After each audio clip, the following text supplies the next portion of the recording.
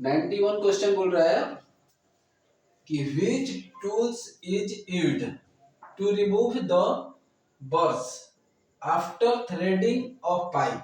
बोल रहा है थ्रेडिंग के बाद पाइप से बर यानी उभरा किनारा को हटाने के लिए कौन सा उपकरण का उपयोग किया जाता है।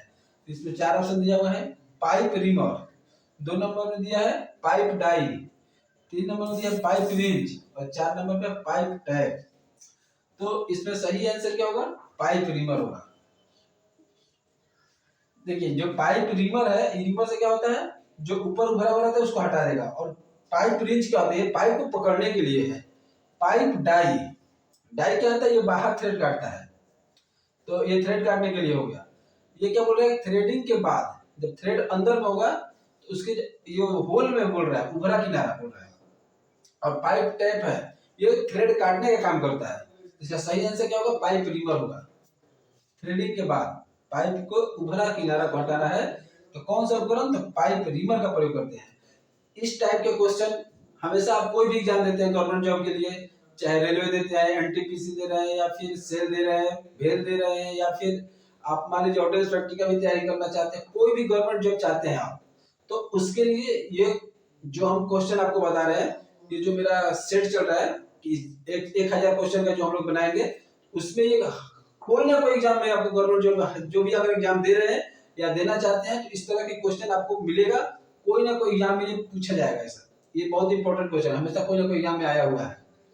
तो आप इस तरह की तैयारी करना है, अगर आपको जॉब चाहिए, गवर्नमेंट जॉब चाहिए, तो इसके लिए इस टाइप के क्वेश्चन के लिए मेरे चैनल को सब्सक्राइब कीजिए, लाइक कीजिए और वीडियो को शेयर कीजिए ज्यादा से ज्यादा। जो is to protect the eye and face of a welder from arc radiation and spark during arc welding. बोल रहा है कि आर्क वेल्डिंग के दौरान आर्क विकिरण और चिंगारी से वेल्डर की आंख और चेहरे, आंख और यहाँ पर क्या आई और फेस, ये जो दिया हुआ है, तो आंख और चेहरे की सुरक्षा के लिए डैश का प्रयोग किया जाता है। 1 नंबर ऑप्शन में दिया है सुरक्षा जूता, वेल्डिंग हेलमेट, और 3 नंबर दिया चिपिंग चश्मा, और 4 नंबर दिया एप्रन। तो हम लोग इसको ऑप्शन के हिसाब से देखेंगे तो क्या आंसर होगा इसका, वेल्डिंग हेलमेट होगा। ये जो हेलमेट है ये आपकी फेस और आंख की सुरक्षा के लिए वेल्डिंग हेलमेट का प्रयोग करते हैं। अब थोड़ा थोड़ा जो ऑप्शन में दिया हुआ है इसको भी देख लीजिए। सुरक्षा जूते, ये जूता आप कहाँ पहनेंगे, पैर में पहनेंगे। और चिपिंग चश्मा, ये क्या होगा, केवल आंख क्या करेगा, फेस का नहीं कर सकता सुरक्षा, इसलिए चिपिंग चश्मा नहीं हो सकता है। एप्रन क्या होता है, ये पूरा बॉडी को लगाया जाता है, बॉडी में जो छींटा पड़ता है ये बचाएगा। तो इसका सही आंसर क्या होगा, वेल्डिंग हेलमेट होगा। 2 नंबर आंसर। 93 नंबर क्वेश्चन बोल रहा है कि in a drill jig which part is hardened. बोल रहा है कि एक ड्रिल जिग में कौन सा भाग कठोर किया जाता है, कौन सा भाग है जो कठोर किया जाता है। 1 नंबर ऑप्शन दिया है जिग बॉडी, बॉडी एवं बुश, और 3 नंबर दिया बुश, और 4 नंबर दिया नॉन, मतलब इनमें से कोई नहीं। तो इसका सही आंसर क्या होगा, एक ड्रिल में जब आप ड्रिलिंग करते हैं तो बोले कौन सा भाग, जब बोल रहा है कि एक ड्रिल जिग, जो ड्रिल होता है तो ड्रिलिंग इसमें जिग लगाया जाता है। जिग का प्रयोग हम मास प्रोडक्शन करते हैं, जहाँ पे जल्दी जल्दी ड्रिलिंग करना है, सेट नहीं करना पड़ता है, तो ड्राइव वहां पे जिग लगा देने से क्या होता है, तो मान लीजिए जब जिग लगाएंगे तो क्या होता है, ड्रिल करने के बाद उसमें होल में जाएगा अंदर, तो बार बार अगर ड्रिल घूमेगा तो क्या होगा, उसका ड्रिल का बॉडी घिस जाएगा, तो जो ड्रिल जिग का जो बॉडी है वो घिस जाएगा। इसीलिए ड्रिल जिग जो होल होता है उसमें क्या होता है, एक बुश लगा दिया जाता है। तो वो बुश क्या होता है, हार्ड होता है, जिससे ड्रिल करने से वो घिसने से बॉडी से मतलब छोटा नहीं होता, जो उसका साइज है वो फिक्स रहता है। इसका सही है साइज क्या होगा, बुश होगा। इसका सही आंसर क्या होगा, बुश। इसका सही आंसर क्या होगा, बुश होगा। 3 नंबर ऑप्शन। 94 क्वेश्चन बोल रहा है कि for a given RPM if the diameter of the drill increases cutting speed will. बोल रहा है कि दिए गए किसी आरपीएम के लिए यदि ड्रिल का व्यास बढ़ता है, अगर ड्रिल का व्यास बढ़ा दिया जाए तो कतरन की गति क्या होगा, कटिंग स्पीड क्या होगा। 1 नंबर ऑप्शन देगा बढ़ेगी, 2 नंबर देगा घटेगी, और 3 नंबर दिया अपरिवर्तित, जैसा था वैसे ही रहेगा। तो हम लोग क्या जानते हैं कि जब भी ड्रिल का व्यास बढ़ेगा तो क्या होगा, ड्रिल का जब भी व्यास बढ़ता है तो तरंग की गति क्या होता है, कम हो जाता है। इसका सही आंसर क्या होगा, सी होगा, तो बी है, B option, sorry B option होगा घटेगी। इसका सही आंसर होगा जब भी ड्रिल का व्यास बढ़ेगा तो उसका तरंग की गति क्या होता है, कम हो जाती है। 95 नंबर क्वेश्चन बोल रहा है, 95 नंबर क्वेश्चन आप लोग देख सकते हैं, दिया हुआ है कि dash is the difference between the maximum limit and the minimum limit size. बोल रहा है कि डैश आकार की अधिकतम सीमा और आकार की न्यूनतम सीमा के बीच के अंतर को क्या कहते हैं। आकार जो है, मान लीजिए कोई भी साइज दिया हुआ है, उसके अधिकतम सीमा और न्यूनतम सीमा के जो बीच में अंतर होता है उसको क्या बोलते हैं। तो 1 नंबर ऑप्शन दिया है लो लिमिट, दूसरा दिया हाई लिमिट, 3 नंबर दिया टॉलरेंस, 4 नंबर दिया है फिट।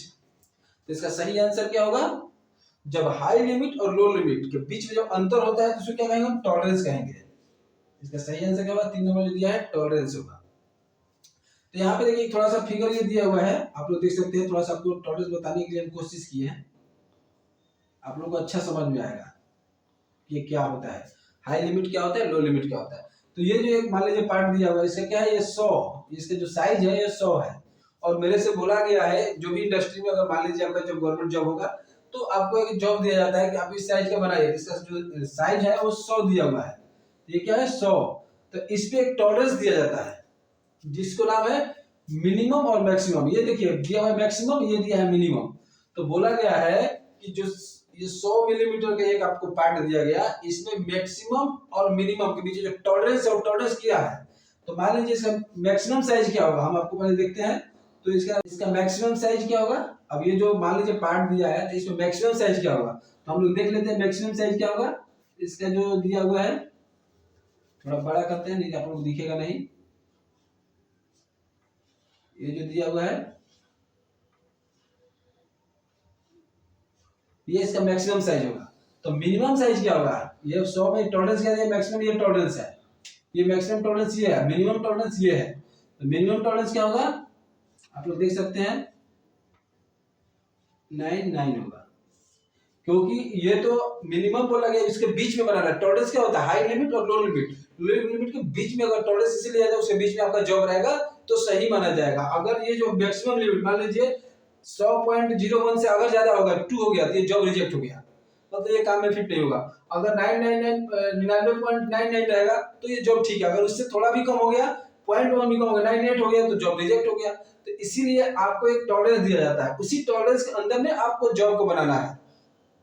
तो इसमें आप देख सकते हैं क्या इसका मान लीजिए टॉलरेंस क्या होगा, तो ये क्या होगा, इसमें से मान लीजिए घटाना है तो नहीं घटेगा, तो 81 जगह इसमें से, तो ये हो जाएगा आपको 11 में से 9 गया तो 2, और ये हो जाएगा आपको 9 हो जाएगा, तो 9 में से 0, और ये क्या हो जाएगा, ये सब 0 0 हो जाएगा, क्योंकि इसमें से एक चला गया तो 9 9 हो गया, तो सब 0 0 हो गया। इसका सही टॉलरेंस क्या होगा, 0.02, यही इसका टॉलरेंस होगा।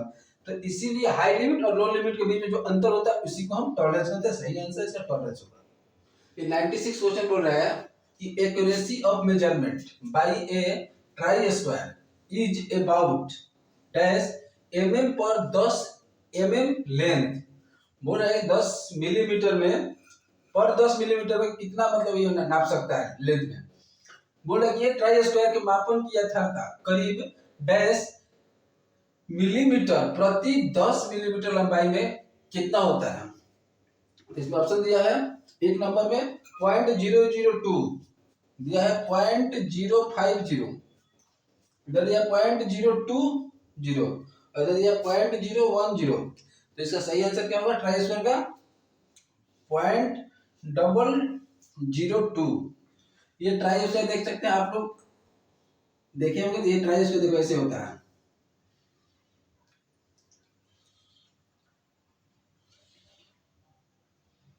ट्राई स्क्वायर यहाँ पे जो होता है 90 डिग्री का कोण बनता है, ये 90 डिग्री का कोण बनता है।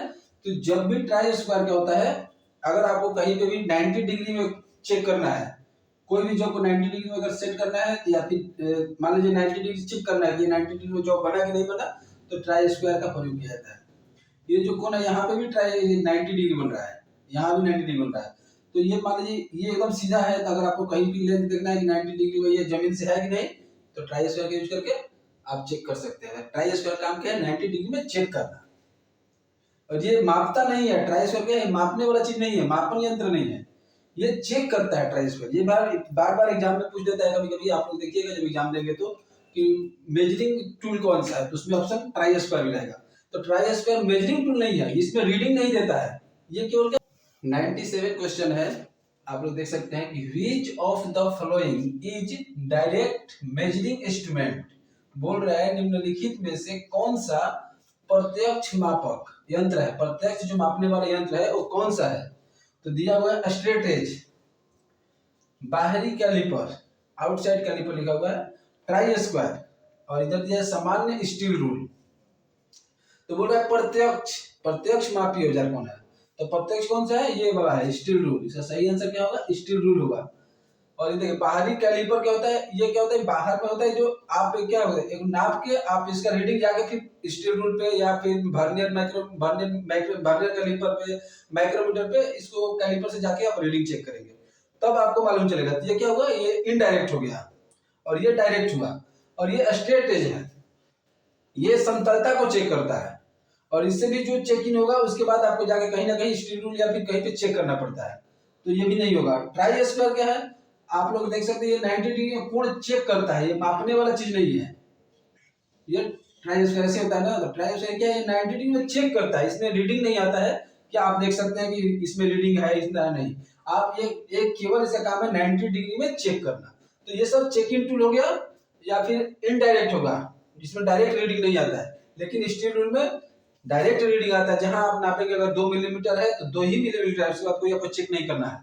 तो इसलिए सामान्य यही बोला होगा कि प्रत्यक्ष मापी टूल है, ये सामान्य स्टील रूल है। 98 नंबर क्वेश्चन बोल रहा है कि find the temporary joint form the flowing. बोल रहा है कि निम्न में से अस्थायी जोड़ ज्ञात करें। एक नंबर में बोल रहा है वेल्डेड जोड़, वेल्डिंग से जो जोड़ होता है वो अस्थायी होता है। दूसरा नंबर बोल रहा है रिवेट जोड़। 3 नंबर में बोल रहा है शोल्डर्ड जोड़, मतलब शोल्डरिंग से जो ज्वाइंट होता है वो वाला। फिर इससे 4 नंबर में दिया है प्रेस फिट जोड़। तो इसका सही आंसर है अस्थायी जोड़ बोल रहा है। तो अस्थायी, पहले हम लोग अस्थायी के बारे में जानते हैं और अस्थायी के बारे में जानते हैं। पहले क्या होता है ज्वाइंट, अस्थायी से अर्धस्थायी, ये सब क्या होता है ज्वाइंट। तो सबसे पहले हम जानते हैं कि पहले हम लोग ये जान जाते हैं कि फास्टनिंग जब करते हैं तो कैसे करते हैं। जो फास्टनिंग होता है वो 3 तरह से होता है, एक परमानेंट, एक टेम्पररी और एक बोलते हैं अर्धस्थायी, जिसको हम बोलेंगे सेमी परमानेंट। जिसमें क्या होता है परमानेंट, हम जानते हैं परमानेंट ज्वाइंट में होता है कि अगर कोई भी 2 को पार्ट है तो उसको जब जोड़ रहे हैं हम, तो जोड़ते समय क्या होता है वो पूरा परमानेंट फिक्स हो जाएगा। अगर उसको जब खोलना होगा तो जॉब या जो जिस चीज से आप जोड़े हैं वो दोनों खराब हो जाता है। वो आपको इस तरह से नहीं मिलेगा कि आप मतलब खोल दिए और ये आपका पार्ट भी सुरक्षित है और जो फास्टनर लगाए थे वो भी सही है, ये दोनों खराब हो जाता है। उसी को हम परमानेंट ज्वाइंट बोलते हैं। ये जो रिवेट ज्वाइंट दिया हुआ है, ये रिवेट, ये सेमी परमानेंट में आता है। अर्धस्थायी जोड़, इसमें क्या होता है, इसमें क्या होता है कि जब 2 को पार्ट को जोड़ा जाता है तो 2 पार्ट के बीच में ये रिवेट का लगाया जाता है। तो जब 2 को पार्ट जुड़ जाता है रिवेट ज्वाइंट में, तब जब इसको खोलना होगा तो उस टाइम क्या होता है ये रिवेट खुद खराब हो जाता है, लेकिन दोनों पार्ट को सुरक्षित रखता है। सेमी परमानेंट में यही होता है कि फास्टनर खुद खराब हो जाएगा लेकिन पार्ट को कोई खराबी नहीं होने देता है। परमानेंट में क्या होता है कि फास्टनर खुद खराब होगा और जॉब को भी खराब कर देगा, तब जाकर खुलेगा ज्वाइंट। और सेमी परमानेंट में फास्टनर खराब होगा, ज्वाइंट जो पार्ट होगा वो बस सुरक्षित रहेगा। और रिवेट ज्वाइंट जो है सेमी परमानेंट है। और शोल्डर ज्वाइंट भी, इसमें क्या होता है शोल्डर जो 2 को पार्ट सुरक्षित रहेगा लेकिन जो शोल्डर यूज होता है वो खराब हो जाता है, तो ये भी क्या होता है सेमी परमानेंट में आता है। और ये प्रेस फिट जोड़ जो है ये अस्थायी जोड़ है। ये क्या है, अस्थायी जोड़ है, प्रेस फिट। इसमें जो प्रेस करके दिया जाता है तो फिट हो जाता है, लेकिन जब उसको गर्म करके फिर निकालेंगे तो बाहर निकल जाएगा, यानी दोनों पार्ट सुरक्षित बच जाता है। प्रेस फिट जोड़ या नट बोल्ट ज्वाइंट आता है। अस्थायी रूप से जो होता है नट बोल्ट होता है। नट बोल्ट में क्या होता है, जब दो को पार्ट में जोड़ते हैं तो नट बोल्ट टाइट कर देते हैं, फिर उसमें थ्रेड के माध्यम से ज्वाइंट होता है, फिर खोलने से क्या होता है, नट बोल्ट भी सुरक्षित रहता है और मेरा पार्ट भी सुरक्षित रहता है। तो इसीलिए अस्थायी फास्टनर क्या है, तो प्रेस फिट जोड़ या नट बोल्ट ज्वाइंट होता है। सही आंसर प्रेस फिट जोड़, यही वाला आंसर होगा।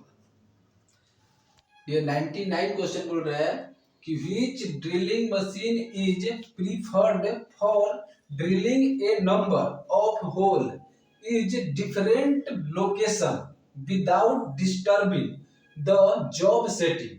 बोल रहा है कि किस ड्रिलिंग मशीन का उपयोग जॉब की सेटिंग को बिना हिलाए डुलाए विभिन्न स्थानों पर कई संख्या में, बहुत सारे संख्या में छेद यानी होल बनाने के लिए किया जाता है। कौन सा ऐसा ड्रिल मशीन है कि जो कई संख्या में हम ड्रिलिंग कर सकते हैं लेकिन बिना जॉब को हिलाए डुलाए, जो सेटिंग है उसी एक ही सेटिंग में वो अधिक संख्या में ड्रिल होल कर सकता है। एक बेंच ड्रिल मशीन, एक नंबर में दिया है बेंच ड्रिल मशीन, दूसरा में दिया है पोर्टेबल ड्रिल मशीन, और 3 नंबर में दिया है पिलर ड्रिल मशीन। सॉरी, एक नंबर में दिया है बेंच ड्रिल मशीन, दूसरा में दिया है पोर्टेबल ड्रिल मशीन, और 3 नंबर में दिया है पिलर ड्रिल मशीन, और 4 नंबर में दिया है रेडियल ड्रिल मशीन। तो सबसे पहले आपको चारों ड्रिल मशीन के बारे में दिमाग में होना चाहिए, तभी आप इसका आंसर पकड़ सकते हैं। तो इसका सही आंसर होगा रेडियल ड्रिल मशीन। अब आपको हम बताएंगे कि रेडियल ड्रिल मशीन क्यों होगा, इसके बारे में आपको हम बताएंगे कि रेडियल ड्रिल मशीन क्यों होगा। ये दिया है बेंच ड्रिल मशीन, ये क्या होता है, ये बेंच पे फिक्स होता है। ये जो ड्रिल मशीन है ये एक मान लीजिए बेंच पे फिक्स है, मान लीजिए इस तरह से बेंच है तो यहाँ पे ये फिक्स है, मतलब यहाँ पे जो जॉब रहेगा उसी पे ये ड्रिल कर सकता है और ये दूसरे जगह नहीं जाएगा, बस सीधा ड्रिल करेगा। ये बेंच पे यानी ये नहीं हो सकता है। और दूसरा है पोर्टेबल ड्रिल मशीन, ये क्या होता है हाथ से उठा उठा के आपको इधर उधर कर सकते हैं। लेकिन क्या बोल रहा है कि एक ही सेटिंग में कई संख्या में ड्रिल करना है। इसमें क्या है तो मशीन तो उठ गया, मशीन नहीं उठेगा, मशीन भी फिक्स होना चाहिए। और 3 नंबर दिया पिलर ड्रिल मशीन, ये भी एक जमीन में फिक्स होता है एक जगह पे, तो ये भी नहीं हो सकता है। रेडियल ड्रिल मशीन इसलिए होगा कि इसमें एक पिलर होता है और एक इसमें आर्म होता है जो ये 360 डिग्री में चारों तरफ गोल में घूम सकता है। तो आप अगर इस रैम में जो होता है इसमें मान लीजिए एक कॉलम होता है, तो ये आपको रैम पे इधर उधर जहां पे चाहेंगे इसको एडजस्ट कर सकते हैं। कॉलम जो ड्रिल यहाँ पे करना है यहाँ पे करेंगे, फिर इसको घसका के यहाँ पे कर सकते हैं, यहाँ बढ़ा सकते हैं। तो और ये 360 डिग्री गोल घूम सकता है, यानी आप जॉब जहां भी सेटिंग करेंगे तो कई संख्या में जहां भी चाहते हैं वहां पे ड्रिल कर सकता है, इसीलिए रेडियल ड्रिल मशीन होगा। सही आंसर। ये 100 नंबर क्वेश्चन बोल रहा है कि the process of widening a hole to a definite depth is known as. बोल रहा है किसी छिद्र को निश्चित गहराई तक चौड़ा करने की प्रक्रिया किस रूप में जानी जाती है। निश्चित गहराई तक बोल रहा है किसी छिद्र के निश्चित गहराई, मान लीजिए ये वाला होल है, ये होल है, तो इस होल में बोल रहा है कि निश्चित गहराई, मान लीजिए कि बोल दिया यहाँ से यहाँ तक 100 mm है, ये क्या है 100 mm, तो बोल रहा है निश्चित मान लीजिए 50 या 20 ही बोल दिया, बोल दिया 20 गहराई कर दीजिए। तो 20 गहराई जो होगा यहाँ से ये वाला गहराई निश्चित गहराई, मतलब आपको गहराई फिक्स है, इसी इतना ही गहरा करना है। तो बोल रहा है कि निश्चित गहराई तो चौड़ा करने की प्रक्रिया, मान लीजिए जो ये मान लीजिए इसका जो साइज है ये 50 है, अब इसको क्या करना है 60 के बना देना है, 5-5 मिलीमीटर दोनों तरफ बढ़ा देना है।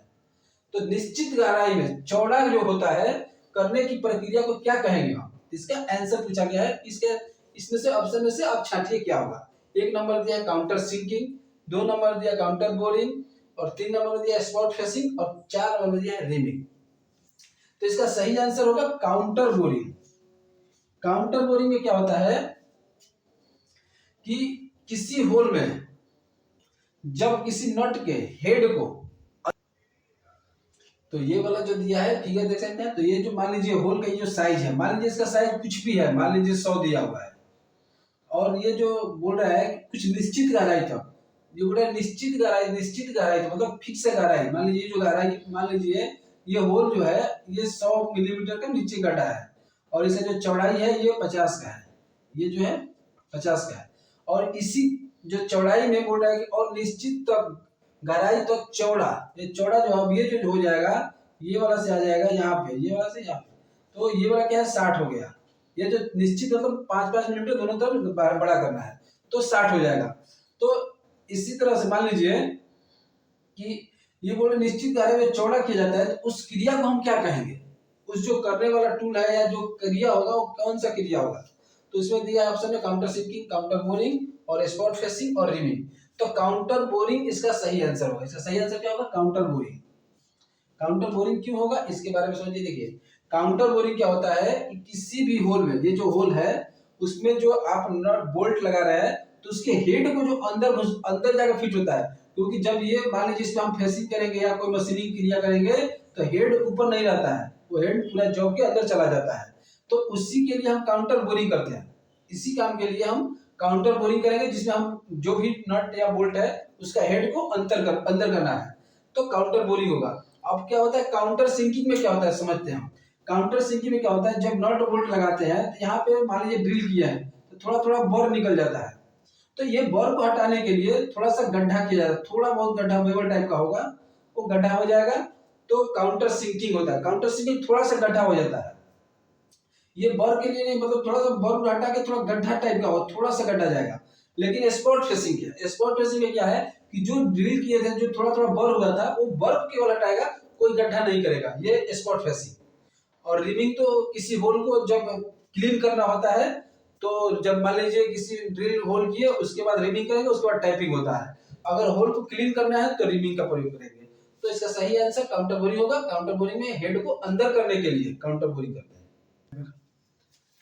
इस तरह से जो हम लोग का एक से 1000 सेट हम लोग क्वेश्चन बनाने का जो सेट सीरीज बनाए हुए हैं, हम 1000 क्वेश्चन का जो सीरीज बनाएंगे किसी भी एग्जाम की तैयारी के लिए, इसमें मेरा 100 नंबर क्वेश्चन हो चुका है, जो आप लोगों के एग्जाम के लिए बहुत ही इंपॉर्टेंट क्वेश्चन है।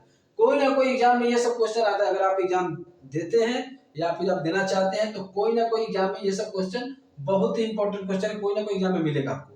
तो ऐसे ही क्वेश्चन को आपको मिलेगा और आपकी हेल्प करने के लिए होगा। अगर आपके दोस्त भी कोई पढ़ाई कर रहे हैं उनको शेयर कीजिए वीडियो को, जो जरूरतमंद है उनके पास ये वीडियो पहुंचे और उनकी हेल्प हो। और गवर्नमेंट जॉब की तैयारी कर रहे हैं तो उनके लिए बहुत ही इंपॉर्टेंट है। गवर्नमेंट जॉब करते हैं जैसे सेल, भेल, एनटीपीसी या फिर रेलवे का भी तैयारी कर रहे हैं, तो अगर आप रेलवे में तैयारी करते हैं तो उसमें भी टेक्निकल क्वेश्चन पूछा जाएगा। तो ये सब क्वेश्चन बहुत ही इंपॉर्टेंट है। कहीं पे भी आप जॉब कर चाहते हैं कि हमको गवर्नमेंट जॉब चाहिए, तो ये सब क्वेश्चन जो हम सीरीज बना रहे हैं 1000 का, ये कहीं ना कहीं एग्जाम में पूछा हुआ है, कहीं ना कहीं बहुत ही इंपॉर्टेंट है, जो आपके लाइफ को बदल देगा। इसलिए ये क्वेश्चन को पढ़ाई कीजिए। ऐसे ही वीडियो देखने के लिए मेरे चैनल को सब्सक्राइब कीजिए, लाइक कीजिए, वीडियो को ज्यादा से ज्यादा शेयर कीजिए, जिनकी आवश्यकता उनके पास पहुंचे। धन्यवाद।